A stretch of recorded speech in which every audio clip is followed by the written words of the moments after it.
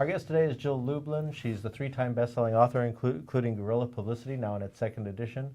She's an international speaker. She teaches a crash course in publicity, and she is a publicity strategist. And she's going to talk to us today about publicity. So surprise! Yeah, so thanks for being here. I'm delighted. Thank you. So how does somebody get it? I mean, a person is in a business and they say, gee, I think this is great. I want to get publicity. I've sent my press release about my new website. Nothing's happened. What are the steps that people should take to sort of strategize their way to get to getting publicity? Well, first thing is have a powerful message. So let's get clear on your message. What is it that you're solving in the marketplace? Okay, so that's important. Then I want you to use what I like to call everything you've got. So let me tie these two things together. A coach I was working with, she helps parents who get divorced to raise their children well, right? So they don't kill each other. Right. Okay, great.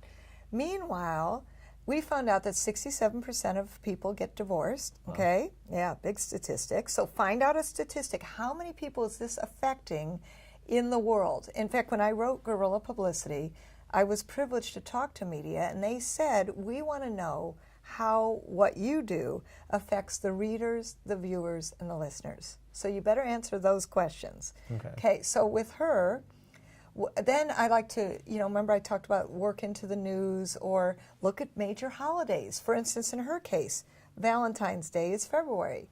So a woman who's helping people fall out of love is just as important. And with that, with changing her story to how to fall out of love, she got into 7 radio stations, 4 TV shows, 5 newspapers, and I think 2 national magazines, all in the month of February. Imagine what that would do for your business to drive prospects, to create more clients.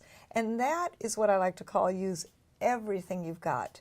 I have a financial planner I work with, and for Halloween we go out with a story. Instead of Halloween, we switch it to, what are you afraid of? In this case, it's, are you afraid of being in debt? Are you afraid of being broke at the age of 60, which we found out most people were? So very interesting stories, switching your story so that it serves more people, so that it drives people to you using, I like different months of the year. Okay. Use everything you've got. Look at the holidays and see when the holiday is that impacts and affects you. Right. But if I may, let me tell you about Ken. Because Ken came to my publicity course. He was live on the webinar with me, and he came in as a business consultant to drive. He knew publicity would drive publicity and prospects to his business to enlarge it and, frankly, get more clients. So we're talking about use everything you've got, and we go deep on it. And he like raises his hand. And he goes, Jill, I didn't tell you. Now, by the way, I've been in this business a while, and when somebody says, Jill, there's something I didn't tell you, I know there's something good coming down the pike. He says, my wife had breast cancer, and frankly, I wanted to take care of her. There were no resources for men about how to take care of their partner and what to do. He says, so I had to do a lot of research. I ended up writing an ebook about it, having nothing to do with his business. I said, Ken, we're switching your story for right now because October is coming up, and October is Breast Cancer Awareness Month. So guess what? By switching Ken's story to talk to men about what to do when their wife, partner, friend, whoever gets breast cancer, what can they do? Now that's an interesting story. And by switching Ken's story for October to that story, he got 5 major radio shows. He got 4 television appearances. He got 2 magazines, all in his local area. That built his business and drove prospects, interestingly enough, to the business consulting. I love that. Now, how do you know what all these designated months are? Is there a calendar that people should know about? Yes. Yes. Yeah, there is. I'll give you a great resource. It's called Chase, C-H-A-S-E, Chase Calendar of Events. So they have all the months of the year laid out, different holidays, and if you can't find one, or in the sort of regular months of the year as we outline them in January, February, and go all the way through and look at the themes of the year. January is about goals, weight loss, resolutions, right? February is about love. May, Mother's Day. June, Father's Day. We're looking at September, harvesting your business. That's always interesting. October, switching to Breast Cancer Awareness Month, and what are you afraid of? In July, let me go back to July. Instead of 4th of July or Independence Day, I like to do what would you like to be free from?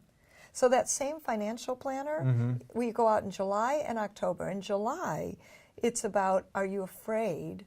Excuse me, would you like to be free from debt? I see. Freedom from... Yeah, freedom from money worries, right? Because he helps people build wealth through his financial planning Your own service. Independence Day. I can hear it already. There you go. I like that one. I didn't even think of that. Once we get into it. Okay, and then because we were wondering where we find these. I know we have coming up that we should be taking advantage of is Small Business Saturday is coming up, right? That's a big one. It's kind of American Express's thing, but a lot of people I think tag along. Absolutely, and so that's what I'm talking about. American Express, you're right, is doing a huge campaign, Small Business Saturday. How does your small business fit in, and how can it be tagged? Absolutely. So when they're doing a big thing, you'll be tagging the TV show right along it. And additionally, let me just go back to Chase calendar of events for a moment, because if you don't find the holiday, make one up. And you can submit it to them? Yes, you can. Oh my gosh. Yes, you can. So for instance, I have an organizer. There is National Organizing Month. So what we did, which was really fun, is we created a special day called Find Your Desk Day. That's great. Isn't that fun? Because, okay, come on, let's be honest. How many people can't find their desk? It's just fun, and it gives you an opportunity to create another new avenue to get your word out. I like that. You can create your own day. And submit it. Make sure that usually April's their cutoff, every April, but everything submitted up to that point will always be considered a holiday. Terrific. Well, thank you for being here. Thank you.